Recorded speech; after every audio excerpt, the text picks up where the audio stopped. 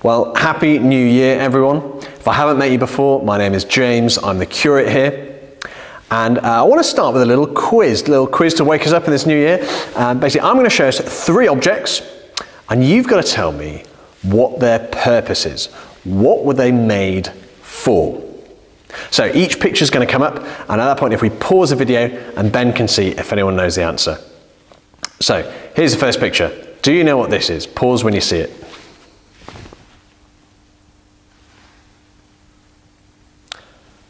Well, I wonder what things people said. That was actually a barbecue starter chimney. There you go, that's what that was. Okay, let's see if you can guess the second one. Here's the second picture. Pause when you see the picture. Well, I wonder if you guessed what that was. It was kind of wooden, looked like a hand. Could it be a sculpture, a mantelpiece item?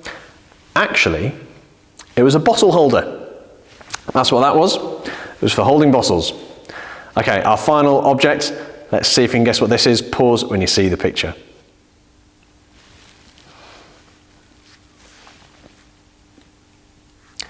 Okay, well, this final picture, this final object, that was in fact a drill, a manual drill for drilling before the days of electric drills. Much more hard work, I can assure you. But that's what that was. So that's what those things were made for. And today we're going to be thinking about what the world was made for. What the world was made for. Unfortunately, we have a manual. It's called the Book of Genesis. Book of Genesis, right at the beginning of the Bible, was written probably by Moses over 3,000 years ago. And these are the words that he begins with. Now, because of the first words, that means they're really, really important. And this is what he says in Genesis 1, verse 1. In the beginning, God created the heavens and the earth. If you remember one thing this morning, this is it. God created the heavens and the earth. In other words, God created everything. The rock and the soil this church stands upon, God made that. The electricity that powers the lights above us, God made that. The rain that falls from the sky, God made that. God made everything. But that's just the first verse. The rest of the chapter of Genesis 1 tells us so much about God and about his creation. And the first thing we're going to see is that God creates the world very carefully. God made the world very carefully. Now, I need some helpers for this bit. So if we pause the video, and Ben's going to pick out 6 willing volunteers to hold up a sign. So let's pause the video while Ben does that. Okay, hopefully we have our volunteers. And now the first 3 days of creation, God divides up the world into carefully designed spaces. On the first day, God divided between the light and the dark to create day and night. So if we have our first volunteer to stand up, and can they hold up nice and high the dark and light sign?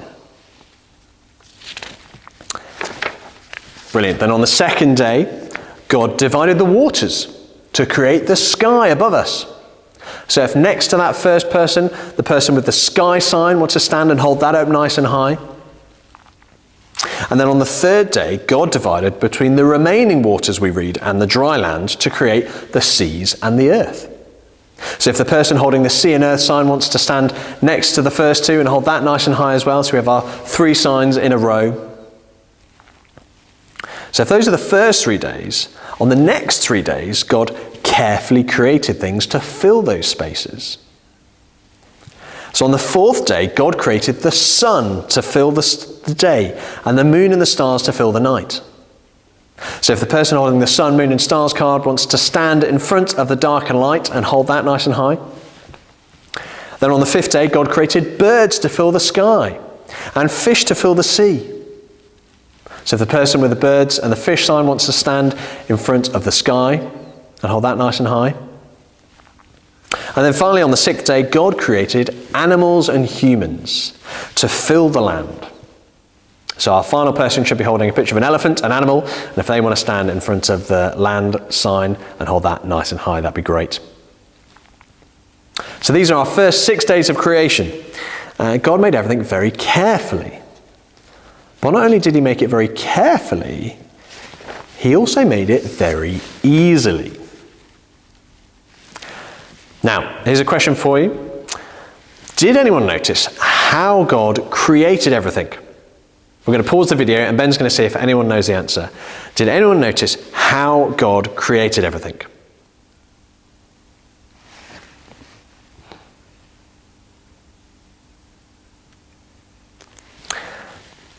Did you notice God created everything simply by speaking? Verse 3, God said, "Let there be light." And there was light. Verse 9, God said, "Let the water under the sky be gathered to one place, and let dry ground appear." And it was so. Again and again we read that God simply spoke, and everything was created. God created everything very easily. Now, I don't know if you've ever tried to do that, tried to create things by simply speaking. It's pretty hard to do. Let's see if I can do it now. Okay. Let there be chocolate. That didn't work, did it? Okay. Let there be ice cream. No, that didn't work either. Okay. Let's try something more exciting. Let there be fire. I can't do it. In fact, no one can do it. Only God can do that. And God does it very easily. So God created the world very carefully, very easily. But one more thing we read, God created it very good. Another question for you. Did anyone notice what God says after he creates things? What does God say? Let's pause the video and Ben can find out. What did God say after he creates things? Let's pause there.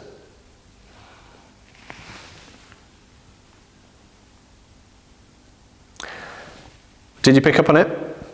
After God creates everything, he says it's good. Everything was good. Verse 4, God saw that the light was good. Verse 10, God called the dry ground land and the gathered waters he called seas, and God saw that it was good. It was good, it was good, it was good, we read again and again. And then in verse 31, God saw all that he has made, and it was very good. God made everything very good. There was not one speck of God's creation that we could call bad. There was nothing we could say, oh, it's all right, I guess. No, it was all good. And actually, this is because God is completely good. And so God created a world that was completely good. There is no speck of God and no speck of this world that was created that was remotely bad. It is all good. God created the world very good. Well, thank you, volunteers. If you're still stood up, do sit back down. And so God made everything. Hopefully we've seen that.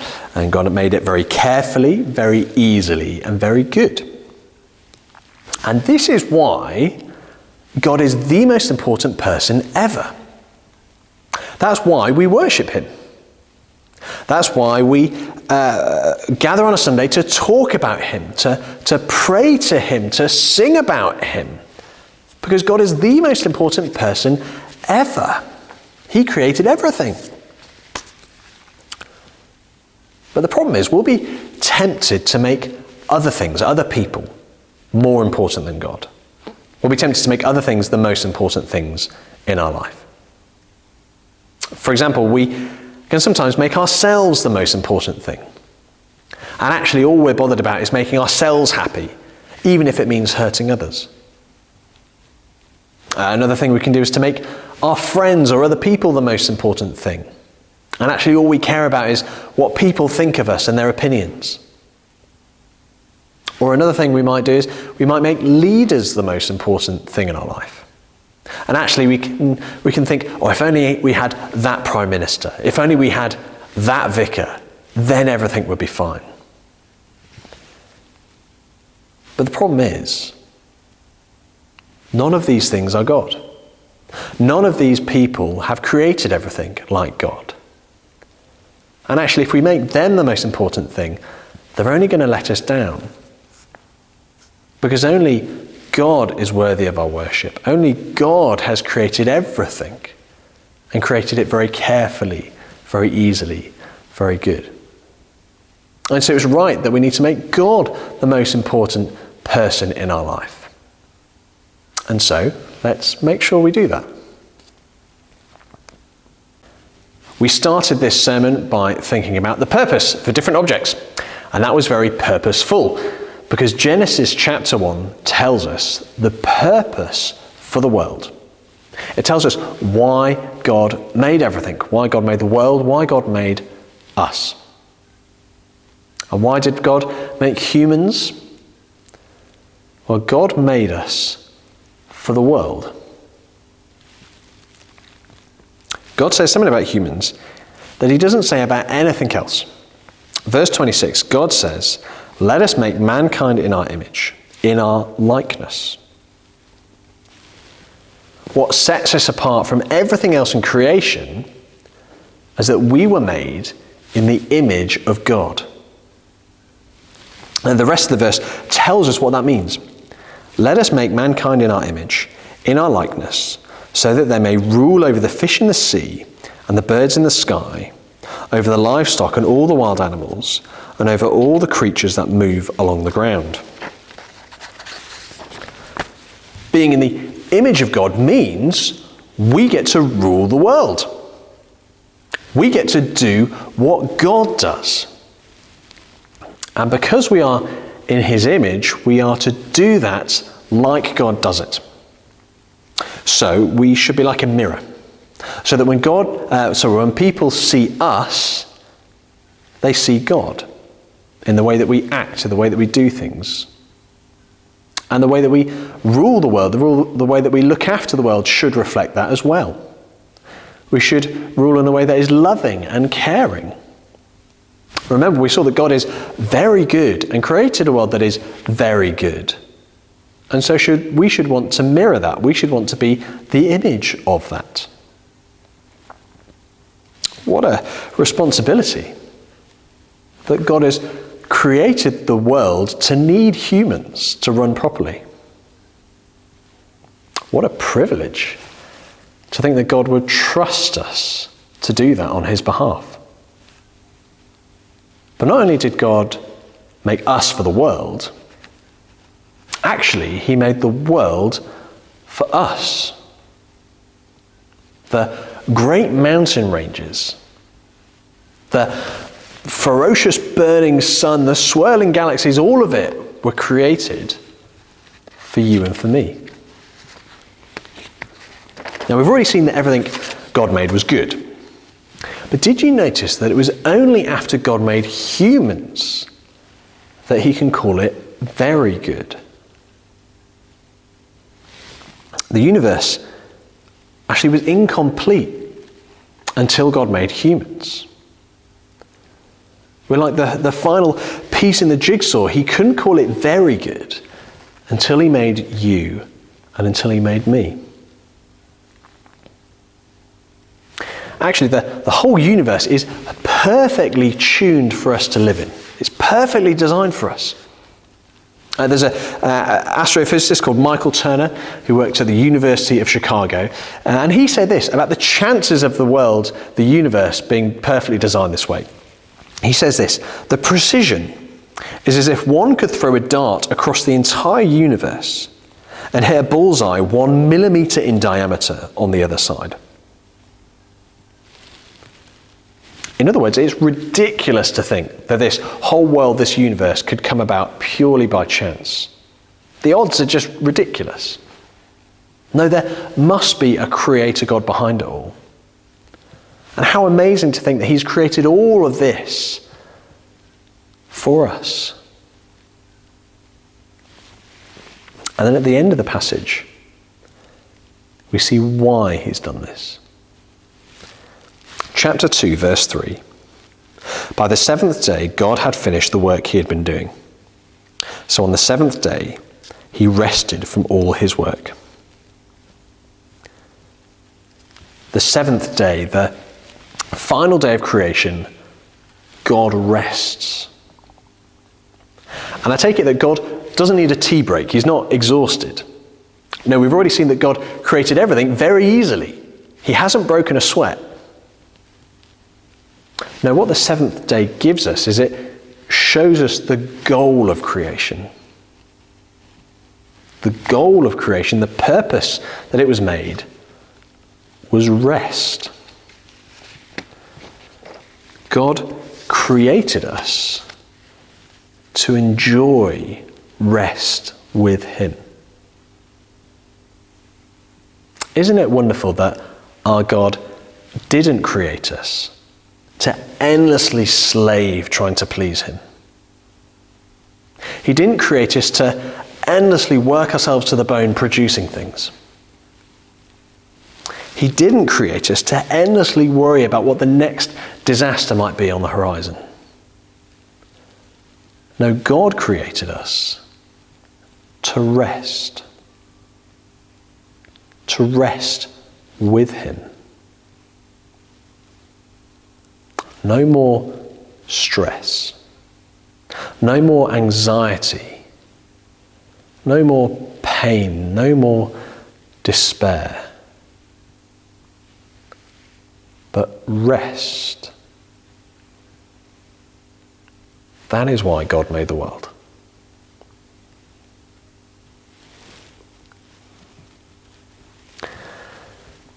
How do we apply this passage to our lives? Well, in absolutely loads of ways. In fact, there's so many we could go into. I mean, just think about it. What does it mean to be men and women in the image of God? What does that mean for how we relate in the church and in home? Or if Genesis is telling us the why of creation, but not the how, so to speak, then what does that mean for how we relate to science as Christians? If we're made in God's image, as I guess God's representatives on earth, what does that mean for how we work? What does that mean for how we look after the world, for the environment? Or just think, if God created the world to be very good, then why is so much of it not like that anymore? Huge questions come out of Genesis. You see, the beginning of Genesis, it's foundational. It's foundational for everything else that comes in the Bible. That's why we're looking at it. And actually, what we're going to do over the next 2 weeks is we're going to look at the next 2 chapters in Genesis. So we're going to go through chapters 1, 2, and 3. And then after that, we're going to have a series of topical sermons looking at many of those big questions I just mentioned. And our hope is that it will give us a really solid grounding on some of just the huge questions of our day. It'll be really helpful for us. So we're going to come on to many of those questions. But for now, for today, where I want us to finish and land is thanking God. I mean, how often do we thank God for creating the world, for creating us? Because all of it, he did it for us. The stars, the galaxies, everything wonderful and good is all for us. And we were created as the pinnacle of it all. We are special. You are special. And it's only right that we thank God for that. So let's give thanks. Let's give thanks to our good God. We're going to take 60 seconds now.